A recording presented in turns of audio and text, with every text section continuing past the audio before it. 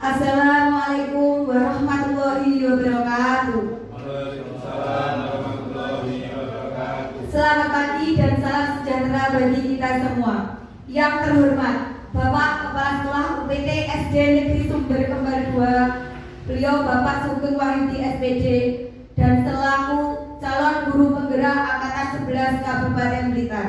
Yang kami hormati Bapak Ibu pendidik dan tenaga kependidikan UPT SD Negeri Sumber Kembar 2. Alhamdulillahirabbil alamin. Segala puji syukur bagi Allah Subhanahu wa taala yang telah memberikan semua kenikmatan yang tak terhingga kepada kita semua, sehingga kita semua dapat berkumpul di tempat ini di ruang kelas UPT SD Negeri Sumber Kembar 2 dengan keadaan sehat walafiat tanpa kekurangan suatu apapun.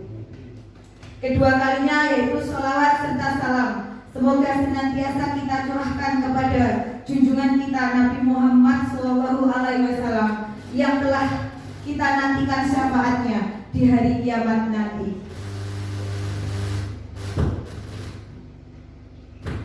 Saya di sini selaku pembawa acara dalam acara diseminasi penyampaian materi berbagi praktik baik budaya positif di lingkungan sekolah, ingin menyampaikan susunan acara. Yang pertama yaitu pembukaan, yang kedua sambutan Bapak Kepala Sekolah yaitu beliaunya Bapak Sugeng Wahyudi SPD, dan yang ketiga penyampaian materi yang akan disampaikan oleh calon guru penggerak Angkatan 11 Kabupaten Blitar. Bapak Ibu yang saya hormati, demi kelancaran acara pada pagi hari ini, marilah kita buka acara pada pagi hari ini dengan bacaan basmalah. Bismillahirrahmanirrahim. Untuk acara yang pertama kali yaitu sambutan dari Bapak Kepala UPT SD Negeri Sumber Kembar 2 kepada beliau Bapak Sugeng Wahyudi. Waktu secukupnya saya persilakan. Silakan Bapak.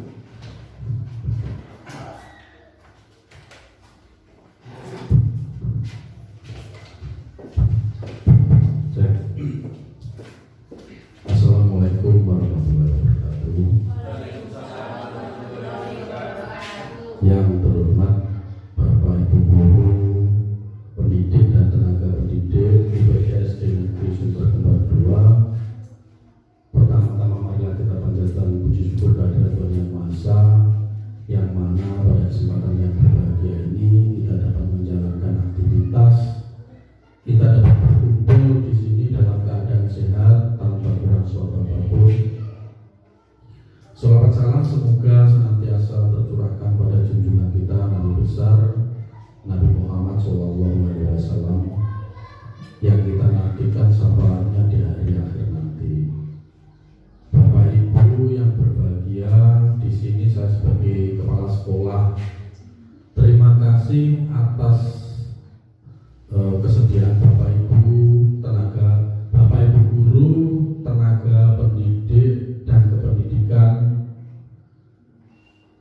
UPT SD Negeri Sumber Kembar 2 atas kesediaannya untuk mengikuti berbagi praktik baik, diseminasi penerapan budaya positif di lingkungan sekolah yang nanti akan disampaikan oleh calon guru penggerak Angkatan 11 Kabupaten Blitar. Selanjutnya harapan dari saya, marilah kita ikuti rangkaian acara kegiatan ini dari awal sampai akhir. Semoga yang pertama acara ini berjalan dengan lancar, kemudian kita semua dapat menerapkan, kita semua dapat menyerap apa yang telah disampaikan pada pemateri nanti. Berikutnya harapannya kita semua dapat menerapkan di lembaga kita, yaitu di lembaga UPT SD Negeri Sumber Kembar 2. Sekiranya itu yang dapat saya sampaikan. Ada kurang dan lebihnya saya mohon maaf. Saya akhiri billahi taufiq wal hidayah. Wassalamualaikum warahmatullahi wabarakatuh.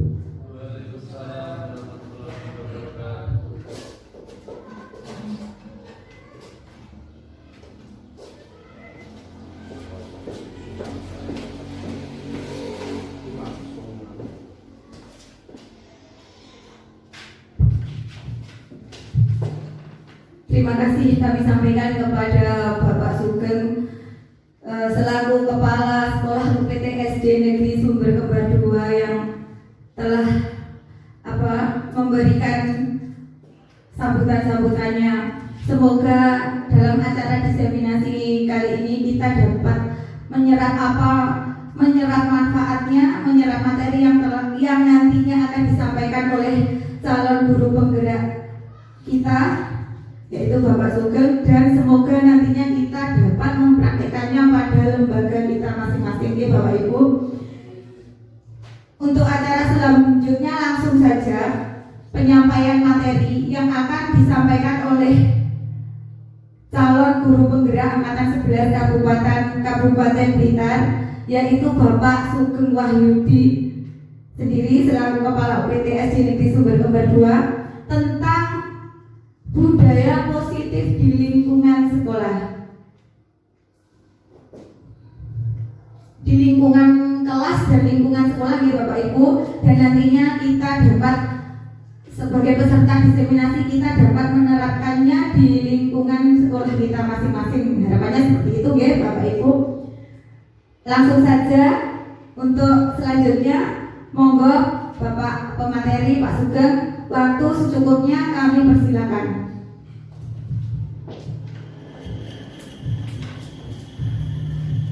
Terima kasih atas waktunya. Langsung saja nih Bapak Ibu, ya pada kesempatan yang berbahagia ini mohon izin menyampaikan materi, menyampaikan diseminasi penerapan budaya positif di lingkungan sekolah. Sebelumnya, marilah kita ikuti acara hari ini dengan keadaan yang fresh, ya. Jadi jangan cemberut. Mari kita ikuti dengan hati bahagia, karena dengan munculnya energi positif yang ada di dalam diri kita itu akan memunculkan budaya-budaya positif. Ya, langsung saja diseminasi penerapan budaya positif di lingkungan sekolah UPT SD Negeri Sumber Kembar 2.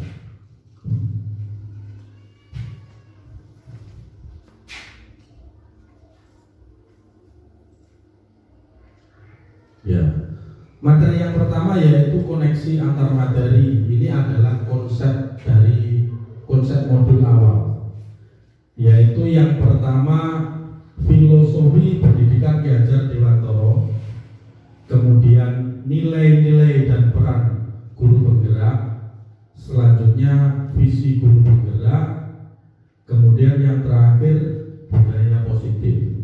Jadi pada modul yang pertama itu ada ini filosofi pendidikan Ki Hajar Dewantara, kemudian nilai-nilai dan peran guru penggerak, lanjut visi guru penggerak, kemudian budaya positif. Lanjut.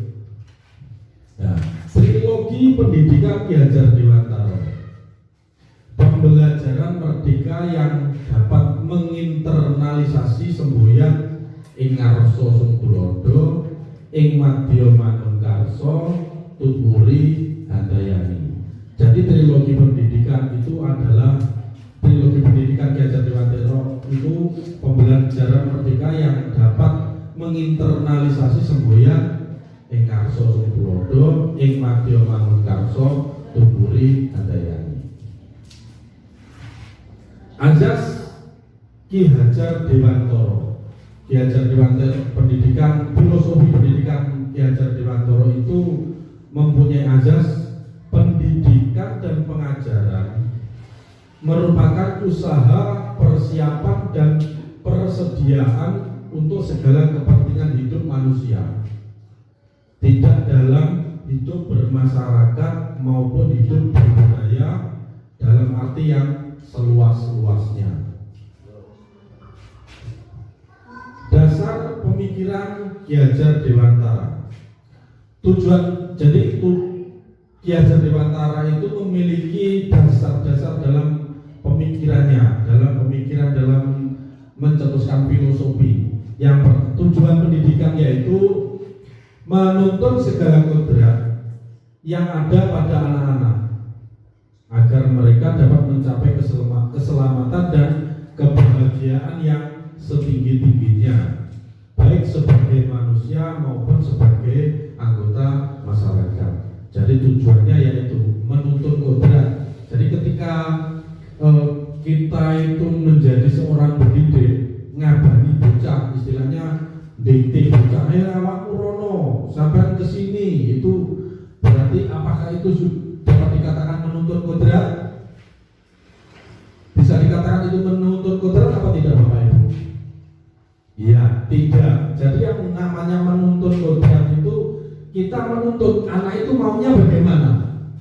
Bocahnya pengen piye, dituntun. Jadi kita menuntut kemudian mengarahkan agar mereka dapat mencapai keselamatan dan kebahagiaan yang setinggi-tingginya, baik sebagai manusia maupun sebagai anggota masyarakat. Lanjut. Anak bukanlah tabula rasa. Pemikiran mengenai anak adalah kertas kosong, Kak. Harus mulai kita rubah karena sejatinya anak lahir punya warna sendiri dan kodrat sendiri. Jadi ketika kita menilai anak peserta didik itu adalah kertas kosong, itu adalah sesuatu yang salah. Jadi anak itu sejak dari lahir itu sudah memiliki warna sendiri, sudah mempunyai kodrat sendiri. Jadi sudah mempunyai kodratnya dewi-dewi, sudah mempunyai warna sendiri-sendiri. Nah, itu menurut dasar pemikiran Ki Hajar Dewantara. Lanjut. Dasar pendidikan yang menuntun. Dalam proses menuntun, anak diberikan kebebasan. Namun pendidik sebagai pamong dalam memberi tuntunan dan arahan agar anak tidak kehilangan arah dan membahayakan dirinya. Seorang pamong dapat memberikan tuntunan agar anak dapat menemukan kemerdekaannya dalam belajar. Anak juga secara sadar memahami bahwa kemerdekaan dirinya juga mempengaruhi kemerdekaan orang lain. Oleh sebab itu, tuntutan seorang guru mampu mengelola dirinya untuk hidup bersama dengan orang lain. Jadi dalam proses menuntun, anak diberikan kebebasan. Yang dinamakan kebebasan itu bukan kok berarti bebas, tak conecul, bebas tak. Itu kamu maunya gimana? Bukan seperti itu. Tetapi kita sebagai pamong harus mampu memberikan tuntunan. Jadi anak dibiarkan bebas, bukan bebas, bukan. Tapi sebagai guru kita harus menuntun anak sesuai dengan kodratnya masing-masing. Lanjut. Kodrat alam dan kodrat zaman. Kodrat alam berkaitan dengan sifat dan bentuk lingkungan di mana anak berada, sedangkan kodrat zaman berkaitan dengan visi dan irama kehidupan.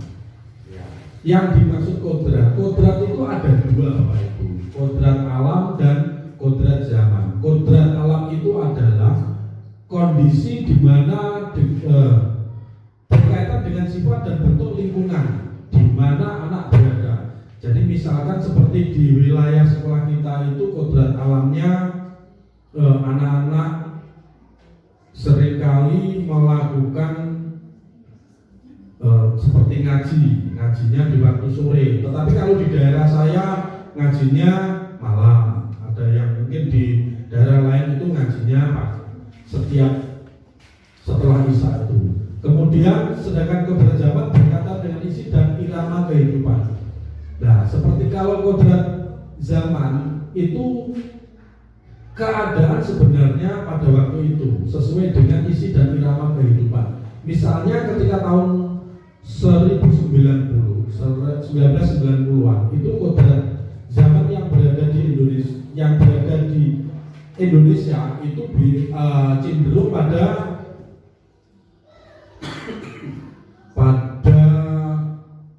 misalkan TV itu masih TV hitam putih, terus misalkan apa itu komputer itu masih layarnya masih layar kotak. Tetapi kalau model zaman sekarang itu anak-anak justru malah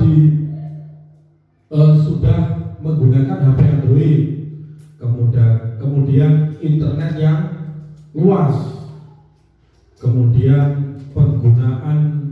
Jadi kalau sekarang kodrat zamannya kan anak-anak bebas, bahkan sekarang itu setiap anak kecil usia sekolah itu sudah memiliki handphone, dan itu sudah menjadi zamannya. Memang zamannya sekarang ya seperti itu. Jadi ketika kita anak itu tidak sesuai dengan kodrat zamannya, orang pada zaman ini, itu nanti justru anak malah akan ketinggalan.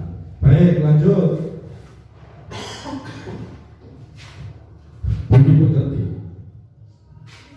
Budi pekerti merupakan keselarasan atau keseimbangan hidup antara cipta, rasa, karsa, dan karya. Keselarasan hidup anak dilatih melalui pemahaman kesadaran diri yang baik tentang kekuatan dirinya, kemudian dilatih mengelola diri agar mampu memiliki kesadaran sosial bahwa ia dapat hidup sendiri dalam relasi sosialnya, sehingga ketika membuat sebuah keputusan yang bertanggung jawab dalam kemerdekaan dirinya dan kemerdekaan orang lain, Budi pekerti melatih anak untuk memiliki kesadaran diri yang utuh untuk menjadi dirinya merdeka diri dan kemerdekaan orang lain. Jadi budi pekerti itu adalah kemampuan sadar.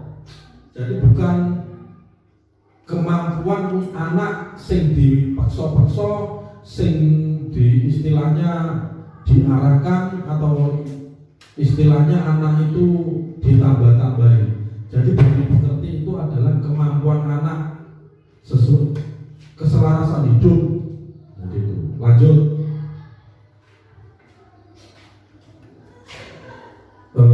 Sampai di sini ada yang perlu ditanyakan Bapak Ibu? Iya, baik. Kalau tidak ada yang dipertanyakan, kita lanjut pada nilai-nilai dan peran guru penggerak.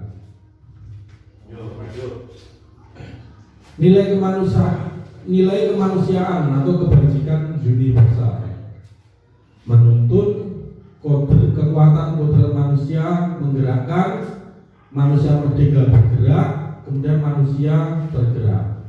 Menuntut kekuatan kodrat manusia atau menggerakkan, memahami diagram identitas gunung es, lingkaran pengaruh, peran guru penggerak. Kemudian merdeka manusia merdeka, memahami teori pilihan, motivasi intrinsik, menuju profil pelajar Pancasila, nilai guru penggerak.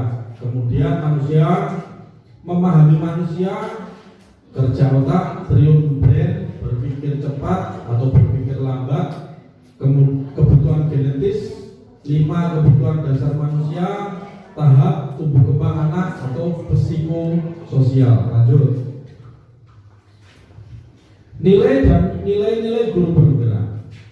Yang pertama itu berpihak pada murid. Jadi nilai guru penggerak yang pertama adalah berpihak pada murid. Kemudian membangun keselarasan koherensi, berpikir sistem, mematuhi perubahan, berpikir aset, beretika, pengambilan keputusan, kemudian bertanggung jawab. Selanjutnya etika, model mental, daya saing, reflektif, mandiri, daya lenting, keahlian atau penguasaan diri, inovatif, daya lentur, fleksibilitas, visi bersama, kemudian kolaboratif, daya sanding, kesalinter, pembelajaran, kesaling tergantungan, kemudian pembelajaran tim, daya saing. Lanjut. Peran pertama sebagai pemimpin pembelajaran kelas sekolah dengan peran guru penggerak, yaitu antusiasme, kemudian inquiry apresiatif atau baca, lanjut diajar dua Ramong. Peran yang kedua, coach bagi guru lain. Jadi peran guru penggerak yang pertama yaitu sebagai pemimpin pembelajaran. Jadi seorang guru penggerak itu harus mampu memimpin pembelajaran baik di kelas maupun di luar kelas. Selanjutnya peran yang kedua yaitu coach bagi guru lain. Ya, seorang penggerak itu harus mampu menjadi coach bagi guru lain, bukan kok untuk curhat-curhatan, ya Pak Rosir. Jadi harus sebagai coach, mendampingi.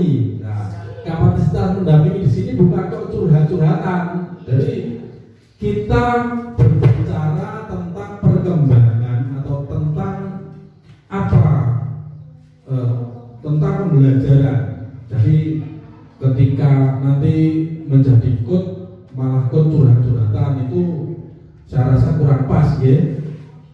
Selanjutnya pendorong kolaborasi. Jadi sebagai guru penggerak itu harus mampu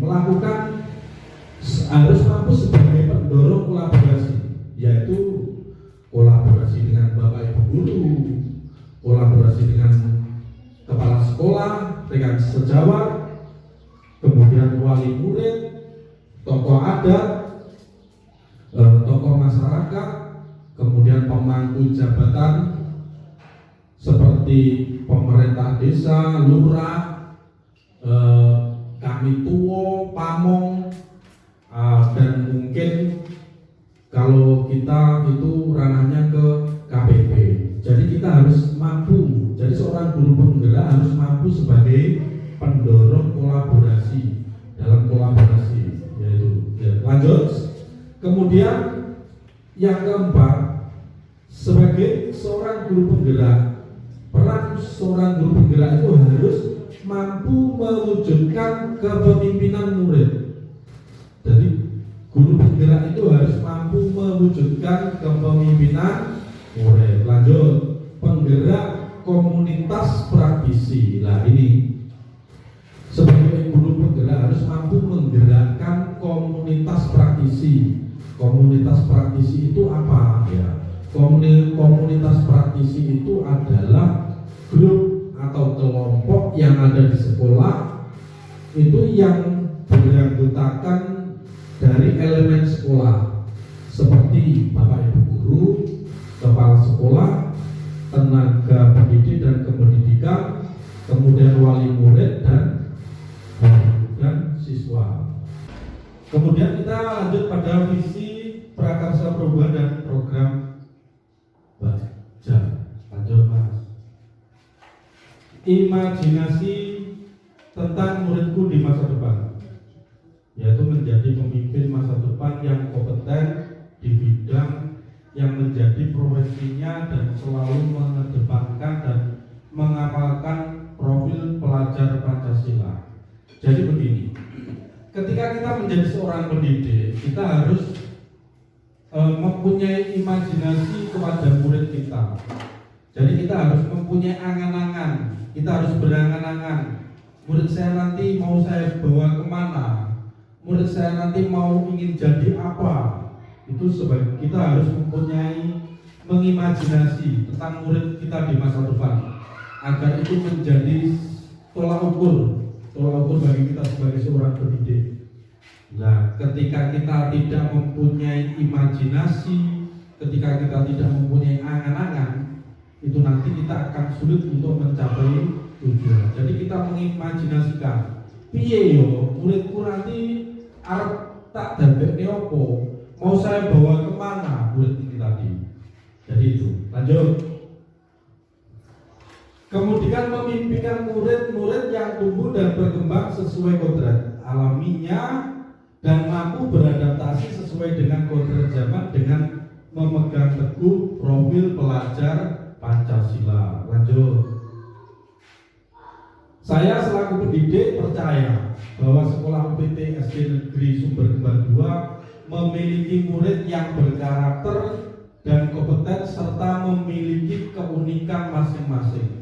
Jadi sebagai seorang pendidik kita harus yakin, kita harus meyakini kalau murid yang itu yakin apapun itu bentuknya, apapun itu kondisinya. Seperti di lembaga kita ini, lembaga kecil yang notabene muridnya di bawah batas minimal yaitu 30. Jadi kita muridnya sangat minim. Meskipun seperti itu kita harus tetap yakin dengan apa yang menjadi, dengan apa yang ada di dalam murid. Jadi awake dhewe kudu punya keyakinan karo murid.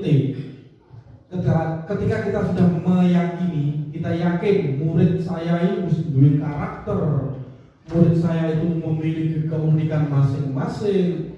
Ketika itu terjadi, kita tidak ada istilahnya kendala dalam menuntun mereka. Lanjut. Karena itu UPT SD Negeri Sumber Kembar 2 mengedepankan pendidikan holistik. Lanjut. Murid di UPT SD Negeri Sumber Kembar 2 sadar bahwa sekolah adalah tempat yang menyenangkan untuk belajar serta mengembangkan potensi dan bakatnya, sehingga guru di UPT SD Negeri Sumber Kembar 2 yakin untuk bergerak bersama untuk mewujudkan merdeka belajar. Lanjut. UPT SD Negeri Sumber Kembar 2 paham bahwa semua pendidik yang menuntun kekuatan kodrat yang ada pada anak agar anak tidak kehilangan arah dan membahayakan dirinya. Sebagai calon guru penggerak, saya memiliki visi yang menggambarkan impian, harapan dan cita-cita saya untuk mewujudkan profil sekolah dan profil murid sesuai dengan impian saya. Lanjut. Prakarsa perubahan. Jadi ada prakarsa perubahan dalam visi. Itu yang ketika prakarsa perubahan itu terjadi setelah kita memunculkan misi. Jadi setelah misi itu kita menciptakan visi sekolah, kemudian kita mewujudkan prakarsa perubahan. Dan prakarsa perlu Bapak Ibu ketahui bahwa prakarsa perubahan yang ada di lembaga kita yaitu mewujudkan pembelajaran yang menyenangkan untuk meningkatkan keimanan dan kreativitas murid di UPT SD Negeri Sumber Kembar 2. Lanjut. Visi perlu Bapak Ibu ketahui bahwa untuk visi sekolah kita yaitu unggul dalam prestasi yang dijiwai IPTEK dan IPTEK demi terwujudnya generasi yang berkarakter Pancasila melalui pembelajaran yang menyenangkan. Jadi nanti ketika Bapak Ibu guru dan Bapak Ibu guru semuanya nanti ada pengawas atau kemungkinan KPP atau pemangku jabatan yang lain itu datang ke sekolah, jangan sampai ketika ditanya misi orang ngerti, ketika ditanya visinya lupa, mohon maaf saya tidak tahu. Jadi nanti visinya yaitu ini, unggul dalam prestasi yang dijiwai IPTEK dan IPTEK demi terwujudnya generasi yang berkarakter Pancasila. Lanjut.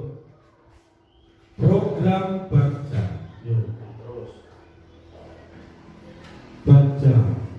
Bagja itu adalah program prakarsa perubahan. Yaitu Bagja itu diambil dari kata Bagja. Itu dari bahasa Sunda kalau nggak salah. Ya.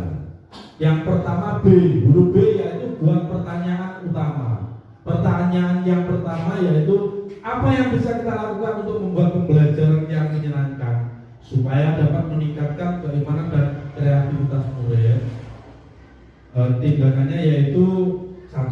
Melakukan survei kepada murid mengenai pembelajaran yang menyenangkan menurut mereka. Yang kedua, menggali informasi mengenai kreativitas setiap murid melalui unjuk kerja. Lanjut. Kemudian A. Ambil pelajaran. Dalam ambil pelajaran, pertanyaan yang pertama yaitu apa pengalaman menyenangkan yang pernah dialami murid. Yang kedua, aktivitas apa saja yang menurut murid membuat mereka merasa lebih nyaman. Yang ketiga, situasi seperti apa yang dapat kita lihat dalam pembelajaran yang menyenangkan.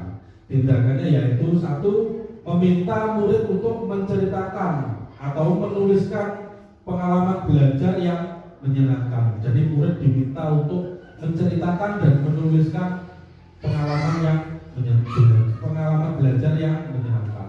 Kemudian yang kedua, meminta murid untuk menceritakan atau menuliskan keterampilan yang sudah mereka miliki. Lanjut. G. Kemudian gali mimpi. Pertanyaannya yaitu proses pembelajaran seperti apa yang menyenangkan bagi kita. Jadi kita menggali kepada anak dengan bahasa yang pertama, proses pembelajaran seperti apa yang menyenangkan bagi kita. Kemudian yang kedua, proses pembelajaran seperti apa yang dapat meningkatkan keimanan dan kreativitas murid. Terus kemudian daftar tindakannya yaitu satu, menuliskan pendapat setiap murid mengenai proses pembelajaran yang menyenangkan yang dapat meningkatkan keimanan dan kreativitas murid. Yang kedua, membuat visualisasi rancangan pembelajaran bersama murid. Lanjut. Kemudian jabarkan rencana, menginjak ke J, jabarkan rencana. Pertanyaan pertama yaitu apa langkah-langkah untuk menyiapkan pembelajaran yang menyenangkan agar dapat meningkatkan keimanan dan kreativitas. Yang kedua, apa hal pertama yang harus dilaksanakan untuk mewujudkan pembelajaran yang menyenangkan. Tindakannya yaitu satu, membuat daftar pembelajaran yang menyenangkan dari hasil survei murid. Jadi kita membuat daftar murid itu kita survei, kemudian kita buat daftarnya. Yang kedua, merancang tahapan proses pembelajaran yang akan digunakan. Berikutnya, menyiapkan sumber atau media pembelajaran yang akan digunakan. Sumber atau media, ketika kita di lembaga kita ini adalah lembaga yang kecil, Pak, medianya bagaimana? Kita tidak ada, misalkan seperti pelajaran PMK, kita tidak memiliki bola. Itu bagaimana, Pak? Kita dapat memanfaatkan seperti kertas. Kertas itu diremas-remas sehingga membentuk lingkaran, nanti diaplikasikan kepada anak-anak itu sebagai bola. Lanjut.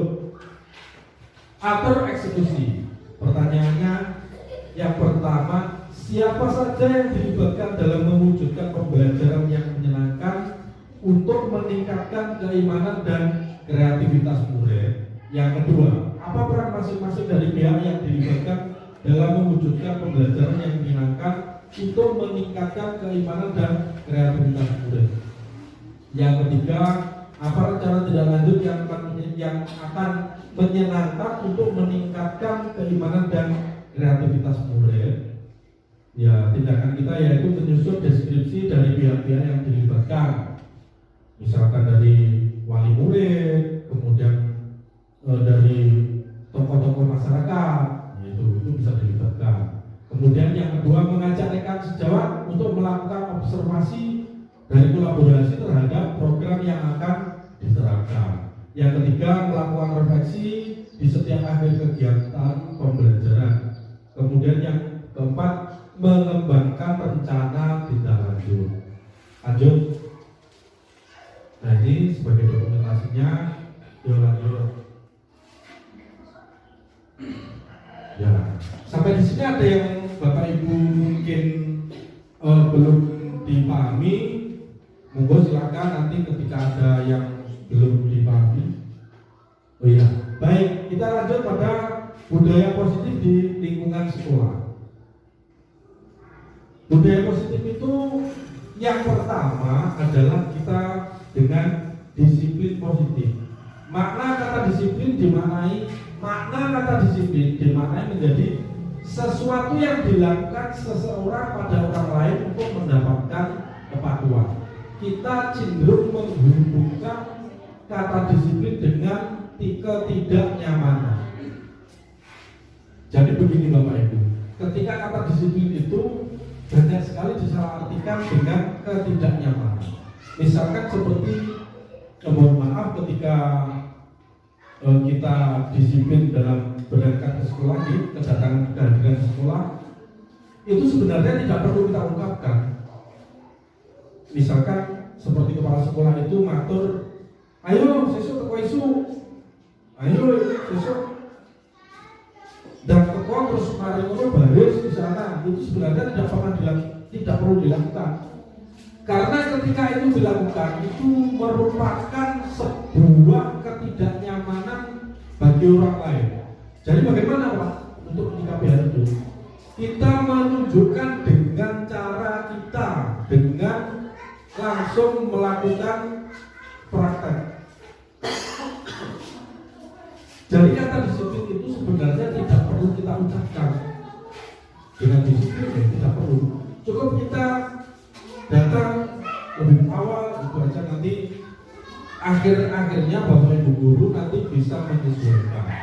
Selanjutnya, di mana ada kemerdekaan, disitulah harus ada disiplin yang kuat.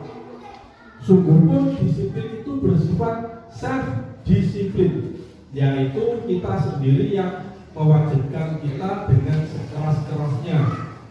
Tetapi itu sama saja, sebab jikalau kita tidak cekak-cakap melakukan self-disiplin, wajiblah penguasa lain mendisiplin diri kita, dan peraturan demikian itulah harus ada dalam suasana yang merdeka. Jadi ketika kita melakukan budaya positif di sekolah, itu jangan sampai apa yang kita lakukan itu mendapat tekanan dari orang lain. Misalnya seperti Bapak Ibu guru sudah datang ke sekolah dengan pagi, itu harapannya jangan beralasan bahwa kedatangan saya itu ada tekanan dari atasan atau tekanan dari teman lain, atau kemungkinan kita ingin mencari sesuatu dari wali murid.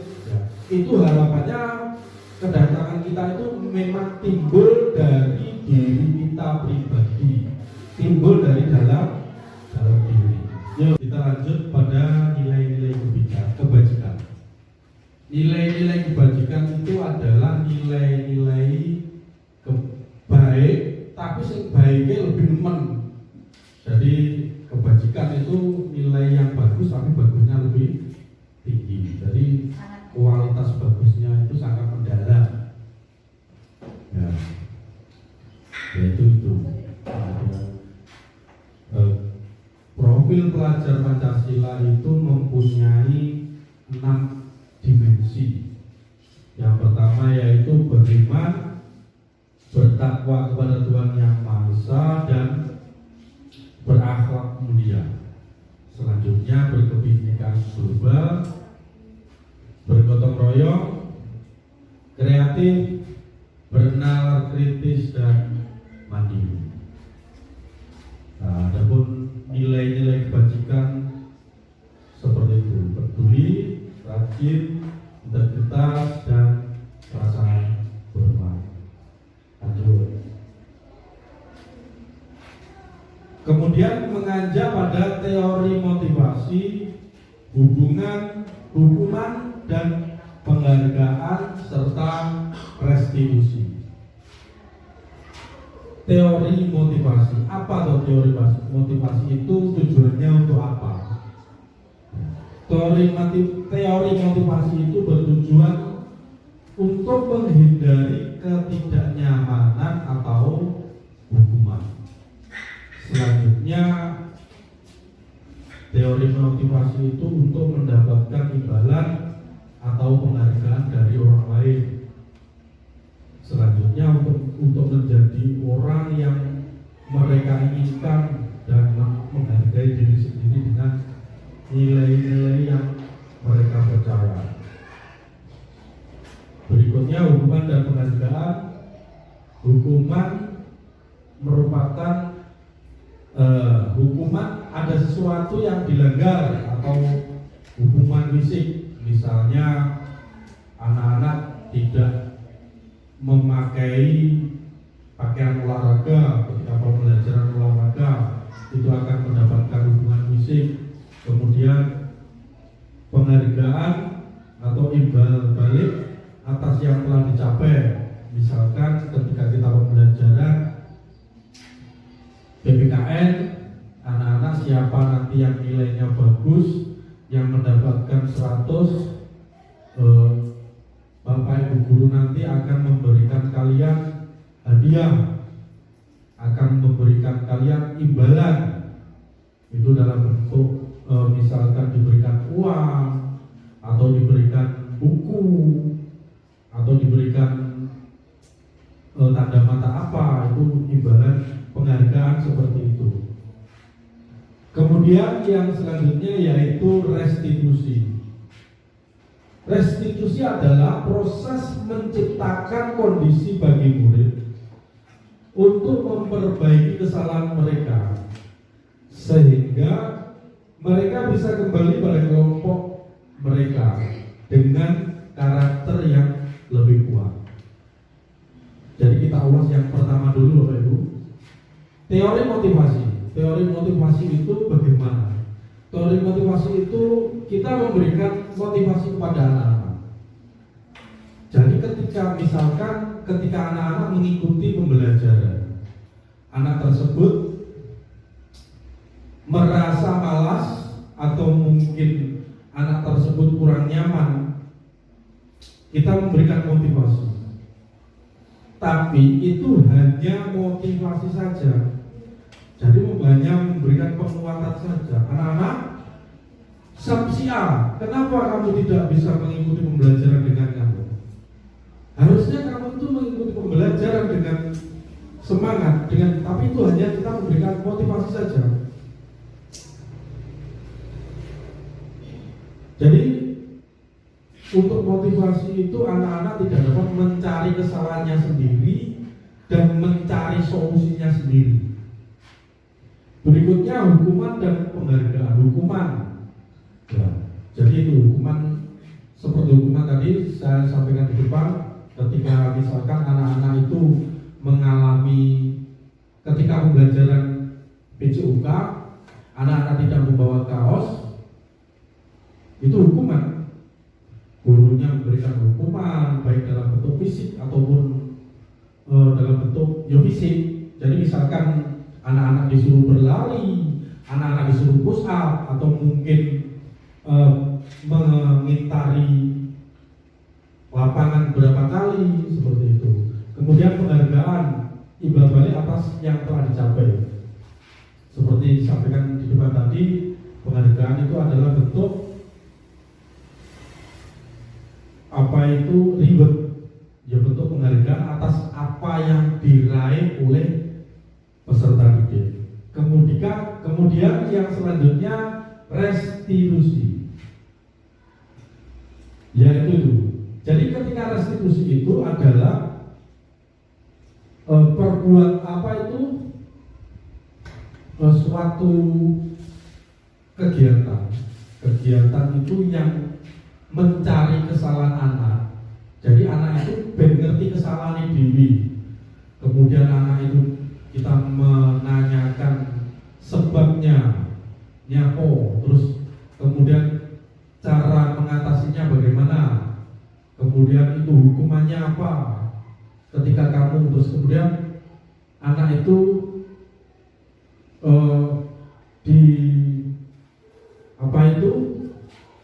diminta untuk kita menanyakan apa yang sudah kalian langgar dalam kesepakatan. Jadi ketika kita melakukan restitusi pada anak, itu anak itu cenderung lebih menyadari tentang kesalahan yang dilakukan. Anak menyadari kesalahan ini, kemudian anak berusaha untuk mencari solusi atas apa yang sudah dia lakukan. Dari sini ada yang mungkin ditambahkan Bapak Ibu? Sudah pas ya? Ya. Lanjut, Pak Fitri.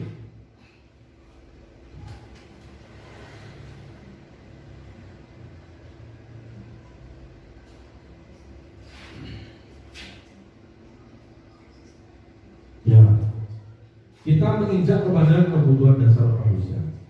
Kebutuhan dasar manusia berarti itu tidak hanya orang dewasa saja, tidak hanya laki-laki atau perempuan saja, tidak hanya anak kecil dan remaja saja.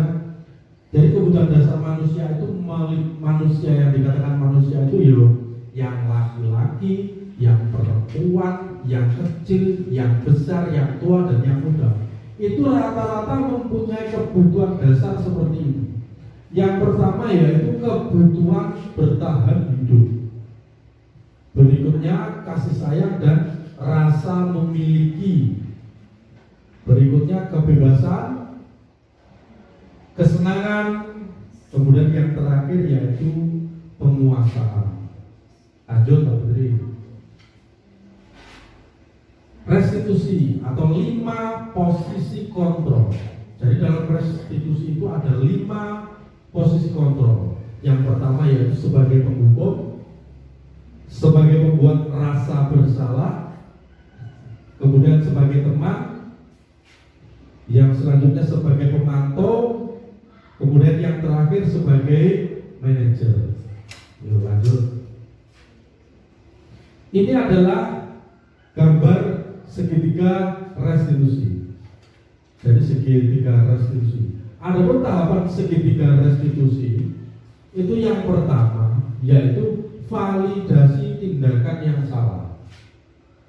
Kita menanyakan, memvalidasi tindakan yang salah. Kemudian menanyakan keyakinan.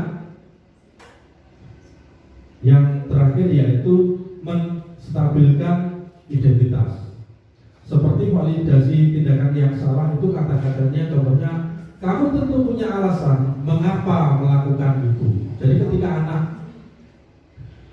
anak itu melakukan salah, itu yang pertama kita melakukan validasi tindakan yang salah dengan cara menanyakan, kamu tentu punya alasan mengapa melakukan itu. Jadi tidak serta-merta kita langsung menuduh kamu salah, kamu harus seperti ini, tidak seperti itu, Bapak Ibu. Yang selanjutnya kita menanyakan, adakah cara yang lebih bagus, yang lebih efektif untuk mendapatkan apa yang kamu butuhkan. Jadi itu adalah contoh pertanyaan ketika kita melakukan validasi tindakan yang salah pada peserta didik. Berikutnya menanyakan keyakinan. Seperti yang sudah kita lakukan di sekolah maupun di kelas, kita mempunyai keyakinan kelas dan keyakinan sekolah. Ketika anak-anak itu melakukan kesalahan, kita harus kita menanyakan pada fase menanyakan keyakinan. Itu contoh pertanyaannya seperti ini. Keyakinan kelas apa yang telah kita sepakati? Jadi misalkan ketika ada anak yang pada saat pembelajaran misalkan PJOK itu tidak membawa pakaian olahraga, itu kita menanya keyakinan kelas apa yang telah kita sepakati. Salah satunya yaitu membawa pakaian olahraga. Jadi kita menanyakan seperti itu. Yang kedua, kamu ingin menjadi orang seperti apa? Ketika anak melakukan kesalahan, ditanya. Mari kita tanya dulu, kamu ingin menjadi orang seperti apa? Nah, itu contohnya. Kemudian menstabilkan identitas. Setiap orang pasti pernah melakukan kesalahan. Kamu bukan satu-satunya yang pernah melakukan ini. Jadi ketika anak bersalah, setelah kita memvalidasi tindakan yang salah, kemudian menanyakan keyakinan, yang perlu kita lakukan yang ketiga yaitu menstabilkan identitas. Jadi kita ketika ada anak yang salah itu jangan serta-merta langsung sampai salah, kamu harus ini seperti itu. Tidak seperti itu. Jadi kita harus menstabilkan identitas. Contoh pertanyaannya yaitu ketika anak salah, itu contoh pertanyaannya, setiap orang pasti pernah melakukan kesalahan. Atau mungkin ketika anak yang mengamuk itu ketika pengerjaannya dicontek, itu mungkin kita akan melakukan menstabilkan identitas dengan cara mungkin ketika Bapak sebagai kamu, mungkin saya juga akan marah. Jadi seperti itu. Selanjutnya, contoh katanya yaitu kamu bukan satu-satunya yang pernah melakukan ini. Jadi kita menstabilkan identitas itu memberikan penguatan. Jadi tidak menjustis anak kamu salah, kamu harus seperti ini, kamu seperti ini, itu harus seperti itu. Bisa dipahami ya Bapak Ibu? Ya, monggo lanjut. Baik, Bapak Ibu, berikut ini adalah contoh ketika saya melakukan restitusi pada Alia, di mana ketika itu Alia pengerjaannya itu dicontoh oleh salah satu temannya. Kemudian contoh kasus yang kedua,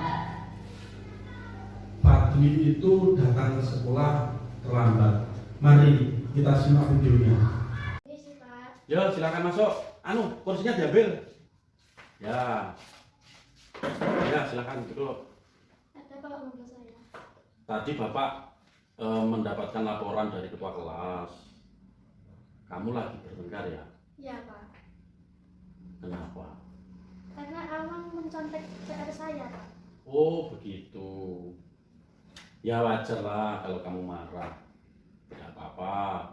Mungkin jika itu terjadi pada saya pasti akan marah. Lalu apa yang kamu lakukan terhadap Awang? Saya marah-marah, saya maki-maki Awang hingga saya menggebrak meja. Oh, begitu. Kamu melakukan hal ini tentunya ada dasarnya kan? Iya ada Pak. Apa coba? Dasarnya apa? Ya iyalah Pak, masa diam saja. Saya kan sudah payah mengerjakan PR sementara Awang hanya mencontek tidak mau berusaha sendiri. Ya wajar lah kalau kamu merasa marah karena pekerjaanmu dicontek Awang. Bapak sangat menghargai sikap kamu, asalkan tidak sampai memukul. Baiklah, apakah menggebrak meja itu sesuai dengan keyakinan kita di kelas? Tidak Pak. Menurutmu, keyakinan kelas apa yang sudah kamu langgar? Saling menghormati antar teman Pak. Iya betul. Menurut kamu, menghormati antar teman itu penting atau tidak? Penting Pak. Baik. Kalau menurut kamu penting, jadi keyakinan kelas apa yang harus kamu lakukan ketika kamu sedang marah? Harus lebih sabar Pak. Kamu bersedia memperbaiki masalah ini? Bersedia Pak. Apa yang kamu lakukan untuk memperbaiki masalah ini? Saya akan lebih bersabar dalam menghadapi masalah ini. Apabila ada teman yang mencontek pekerjaan saya akan melaporkan ke wali kelas saya. Iya, tepat sekali Arya. Tindakanmu sangat bagus. Semangat ya. Sekarang kamu kembali ke kelas, terus kemudian mengikuti pelajaran seperti biasa ya. Ya terima kasih Pak. Ya, sama-sama. Assalamualaikum. Waalaikumsalam. Ayo, silakan. Iya, ambil kursinya ya. Duduk sini. Ya. Agak maju sedikit. Apa?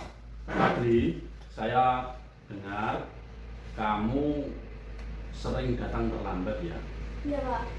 Terus kira-kira berapa kali kamu datang terlambat? Sudah 5 kali Pak. Oh, sering ya. Menurut kamu itu tindakan salah apa tindakan benar? Iya Pak. Baiklah Fadli. Menurut saya, membuat kesalahan itu adalah hal yang wajar. Yang terpenting, kamu mau belajar dari kesalahan itu untuk menjadi manusia yang lebih baik. Fadli, mari kita cari solusinya bersama-sama ya. Ya Pak. Fadli sering datang terlambat. Pasti punya alasan bukan? Iya Pak. Karena saya sering begadang sambil bermain HP. Oh begitu. Jadi belum tidur. Oh begitu ya. Tentunya kamu tahu kesepakatan kelas yang sudah kita sepakati. Tahu Pak. Kalau datang terlambat sesuai dengan keyakinan kelas yang kita sepakati. Kalau datang terlambat itu sesuai dengan kesepakatan kelas yang kita sepakati apa tidak? Tidak Pak. Menurutmu keyakinan kelas apa yang sudah kamu langgar? Disiplin Pak. Menurut kamu disiplin itu penting apa tidak? Penting Pak, karena membuat saya datang ke sekolah tepat waktu dan bisa menghargai waktu. Oh, betul sekali. menghargai waktu itu penting dan sangat bermanfaat untuk kita, seperti kita menghargai orang-orang di sekitar kita. Pengerjaan tidak jadi menumpuk, kita juga dapat melatih kepedulian. Iya Pak, saya menyesal sering terlambat. Saya mohon maaf sering terlambat. Iya Pak Li, sikap yang kamu lakukan sudah baik. Dengan cara meminta maaf, menurut kamu apa yang kamu lakukan agar kamu tidak terlambat lagi datang ke sekolah? Saya akan tidur cepat dan tidak akan begadang lagi agar tidak terlambat datang ke sekolah. Baik Pak Li, kamu sudah menemukan solusi atas permasalahanmu. Sekarang silakan kamu kembali ke kelas dan mengikuti pembelajaran seperti biasanya ya. Iya Pak, terima kasih. Ya, sama-sama. Kita lanjut menginjak pada strategi penerapan budaya positif.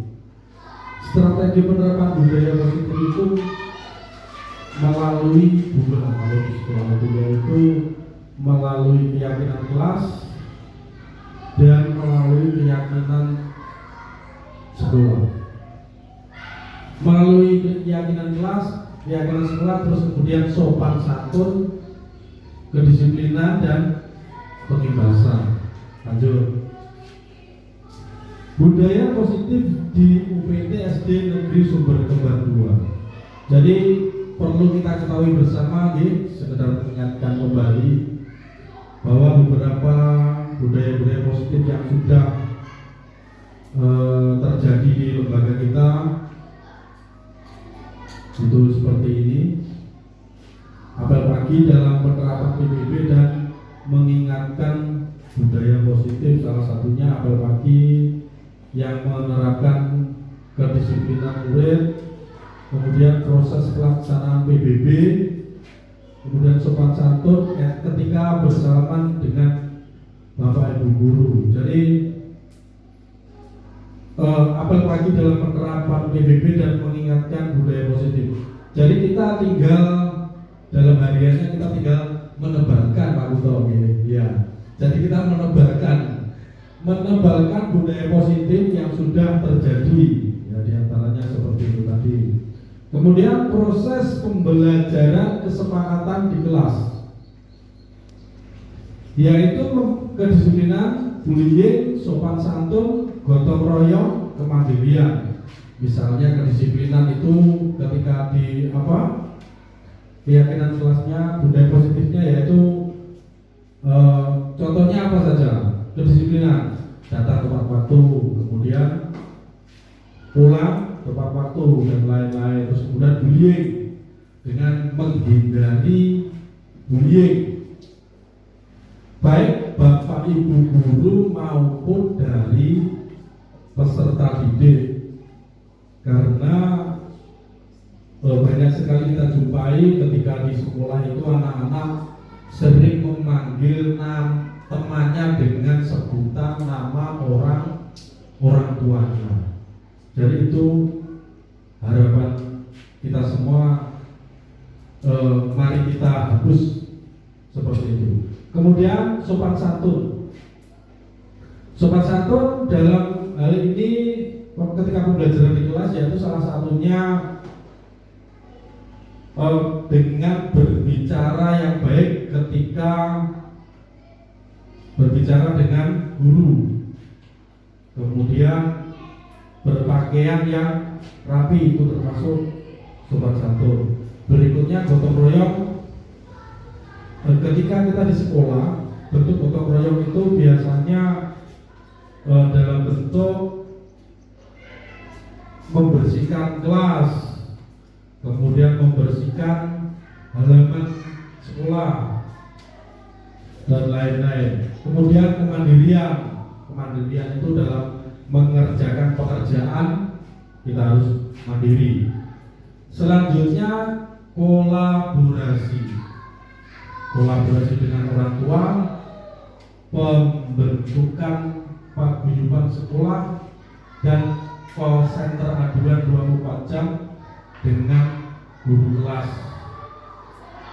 Lanjut.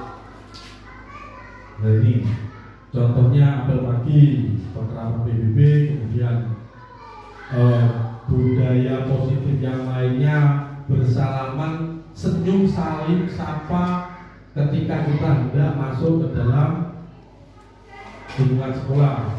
Kemudian selanjutnya yaitu budaya positif yang lainnya, yaitu melaksanakan pembiasaan pagi dengan yang pertama membaca surat-surat pendek, kemudian nanti ketika selesai pembiasaannya yaitu sholat apa? Sholat duha. Sholat duha. Kemudian untuk lembaga kita, selain pembiasaan paginya, selain membaca surat-surat pendek dan sholat duha itu, kita melaksanakan istighosa pada hari Jumat. Jadi istighosa itu kita lakukan setiap hari Jumat. Lanjut. Ya. Kesepakatan kelas.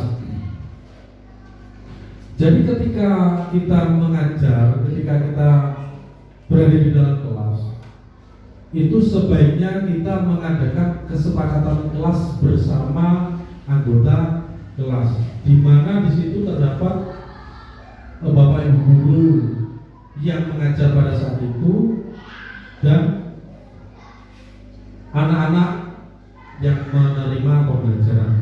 Kesepakatan kelas yang dilakukan seperti apa? Misalnya membuat semacam pojok literasi, itu ditulis dengan datang tepat waktu, terus kemudian tidak boleh rame, terus kemudian tidak boleh mengganggu temannya, terus kemudian stop bullying. Nah, itu dapat Bapak Ibu tuangkan dalam pojok literasi, kemudian nanti diberikan di sisi tempat yang sekiranya anak-anak dengan mudah dapat menjangkau. Jadi harapannya ketika anak-anak masuk itu kesepakatan kelas itu dapat anak-anak dapat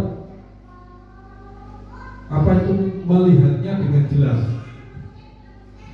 Kemudian proses pembelajaran, kita melaksanakan proses pembelajaran. Sekali lagi mengingatkan terkait proses pembelajaran yang kita laksanakan itu proses pembelajaran yang menyenangkan, proses pembelajaran yang berpihak pada murid. Jadi kita melaksanakan pembelajaran yang menyenangkan. Bagaimana? Ya dengan kita melakukan modifikasi alat-alat pembelajaran, dengan kita mengajak anak-anak itu. Biasanya ketika pembelajaran hanya di dalam kelas saja, itu merasa bosan atau tidak Bapak Ibu? Iya, bosan. Jadi kita harus memodifikasi. Loh, Pak, apa boleh ketika anak-anak itu diajak ke lapangan atau mungkin di pinggir pohon besar yang suasananya sejuk, itu apa boleh? Boleh Bapak Ibu.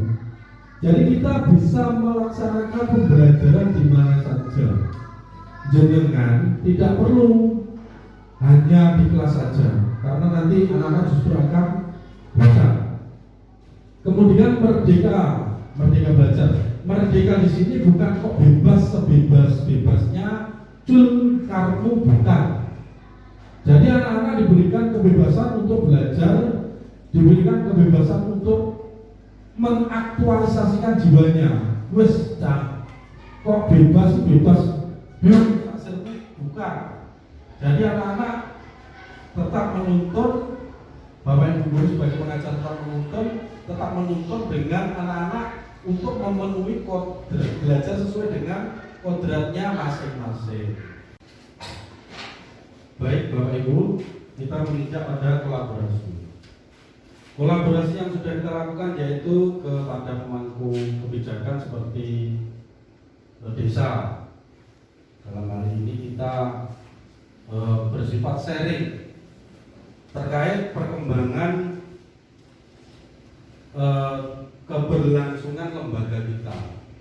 Jadi sharing-sharing, misalkan tentang istilahnya kita sharing ketika kita mengalami kendala seperti air bersih anak-anak bagaimana, atau mungkin nanti ada sesuatu yang sekiranya dapat berguna untuk keberlangsungan lembaga kita. Jadi setelah kita di sini, setelah kita melakukan kolaborasi dengan pemangku kebijakan desa, dalam hal ini adalah Bapak Kepala Desa Sumber Kembar 2, itu ternyata banyak sekali insight-insight yang dapat kita dapatkan. Antara lain kita diberikan keleluasaan dalam meluaskan wilayah lembaga kita. Jadi pemerintah desa itu selalu memfasilitasi kita, memberikan fasilitas. Misalnya kekurangannya apa, misalkan pemerintah desa itu bisa mengcover atau beliau juga siap. Terus kemudian berkolaborasi dengan TNI, Polri. Dalam hal ini kita memberikan penguatan kepada peserta didik dan Bapak Ibu wali murid terkait kejadian yang sedang marak saat ini, yaitu bullying dan narkoba, kemudian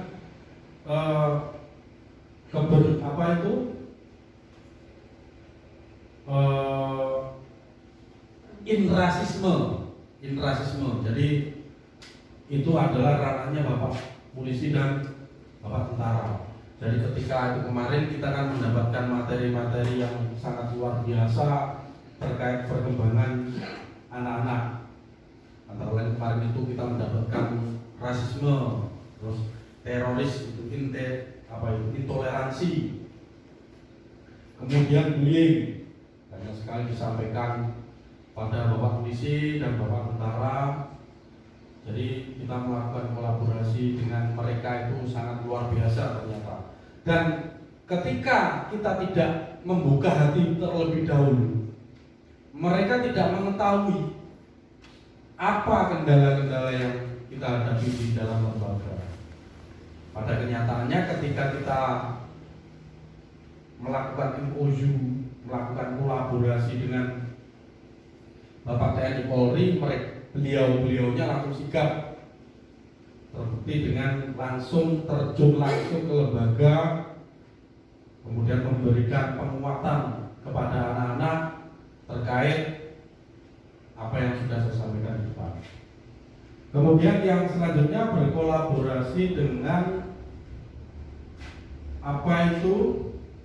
komunitas praktisi yang ada di kecamatan. Kemarin itu sudah melakukan kolaborasi dengan Bapak Ibu Guru PJOK di wilayah kerja Kecamatan Binanu. Kita melaksanakan kolaborasi terkait perkembangan terkait administrasi juga, sehingga meminimalisir, sehingga apa yang kita lakukan itu dapat meminimalisir kendala-kendala yang ada di lembaga itu. Ketika itu terjadi sangat menguntungkan diri kita dan lembaga. Lanjut. Ya, terima kasih Bapak Ibu. Kiranya itu yang dapat saya sampaikan. Semoga apa yang sudah menjadi budaya positif di lembaga kita dapat menebalkannya kembali, sehingga menjadi perubahan-perubahan yang sangat luar biasa, khususnya bagi anak didik kita. Demikian yang dapat saya sampaikan. Ada kurang lebihnya saya mohon maaf. Saya akhiri, billahi taufiq wal hidayah. Wassalamualaikum warahmatullahi wabarakatuh. Tetap semangat, salam dan bahagia. Terima kasih Bapak Ibu. Kepada Bapak Sugeng Wahyudi selaku pemateri diseminasi berbagi praktik baik di lingkungan kelas maupun sekolah pada pagi hari ini.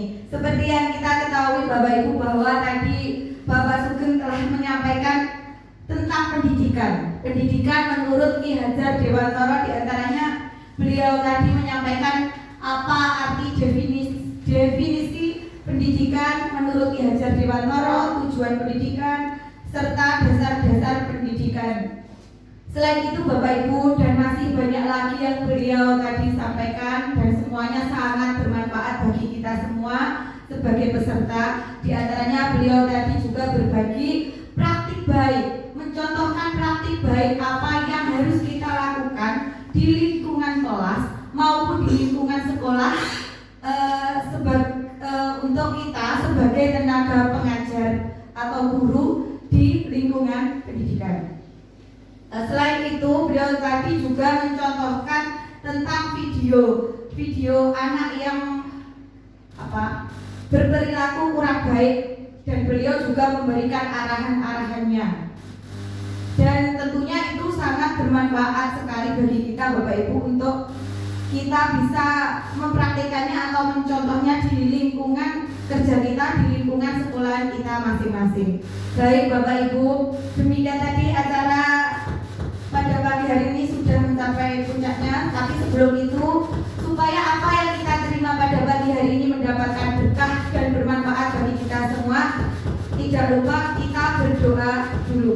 Untuk doa selanjutnya kami persilakan kepada Bapak Rosid. Assalamualaikum warahmatullahi wabarakatuh. Waalaikumsalam warahmatullahi wabarakatuh. Marilah kita tutup acara pada pagi hari ini dengan berdoa. Semoga semua apa yang kita dapatkan, semua yang telah disampaikan dari Pak Sugeng dapat membawa berkah dan manfaat untuk kita semua. Amin. Allahumma shalli wa sallim wa barik ala sayyidina Muhammad wa ala ali sayyidina Muhammad walhamdulillahi rabbil alamin. Allahumma inna nas'aluka salamatan fid dunya wal akhirah wa afiyatan fil jasad wa ziyadatan fil ilmi wa barakatan fil rizqi wa tawbatan qabla al-maut wa rahmatan inda al-maut wa maghfiratan ba'da al-maut. Allahumma hayyin 'alaina fi shada'il maut wa najatan min nar wa afwan inda al-hasab. Rabbana ighfir lana wa liwalidayna warhamhuma kama rabbayana shighara. ربنا آتنا في الدنيا حسنة وفي الآخرة حسنة وقنا عذاب النار والحمد لله رب العالمين. Demikian dari saya, ada kurang lebihnya mohon maaf. Wassalamualaikum warahmatullahi wabarakatuh. Waalaikumsalam warahmatullahi wabarakatuh. Terima kasih disampaikan kepada Bapak Rosid atas doanya. Demikian tadi Bapak Ibu, acara demi acara telah terlaksana dengan sangat lancar. Semoga apa yang kita terima pada hari ini bermanfaat bagi kita semua Bapak Ibu. Demikian tadi yang dapat saya sampaikan. Saya selaku pembawa acara pada kegiatan diseminasi berbagi praktik baik ini mohon undur diri, mohon maaf bila ada kesalahan kata baik yang saya sengaja maupun yang tidak saya sengaja. Akhir kata, wassalamualaikum warahmatullahi wabarakatuh.